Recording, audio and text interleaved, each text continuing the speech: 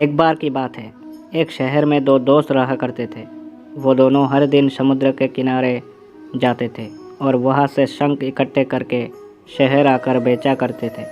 उनका गुजारा रोज इसी तरह चलता था।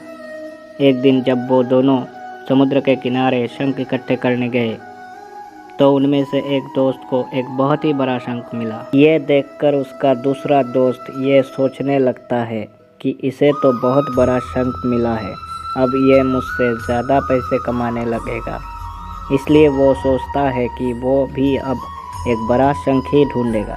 इसलिए वो अब बड़े शंख की तलाश करना शुरू कर देता है। उसे जितने भी छोटे शंख मिलते वो उन्हें फेंक देता है और उसका दूसरा दोस्त उस शंख को उठा लेता और अपने पास रख लेता है।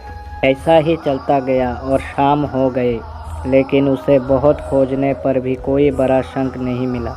उसने कई भी शंख इकट्ठा नहीं किया।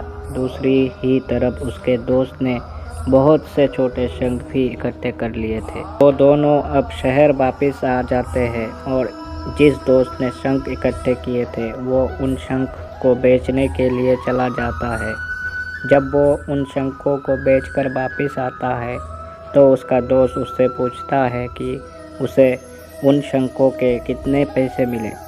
तो वो कहता है कि उसे उस बड़े शंख के 1000 रुपये मिले तथा उस छोटे शंखों के 3000 रुपये मिले, यानी उससे कल 4000 रुपये कमा लिए थे। ये सुनकर उस दूसरे दोस्त को बहुत ही दुख होता है। वो सोचता है काश उसने वो छोटे शंखों को ना फेंका होता तो आज उसके पास भी 3000 रुपये होते। इस कहानी से हमें ये सीखने को मिलता है कि हमारी ज़िंदगी में कभी कभी बहुत से छोटे मौके आते हैं, लेकिन हम उनको छोड़ देते हैं और किसी बड़े मौके की तलाश में रहते हैं जो कि हमारी ज़िंदगी में कभी नहीं आता।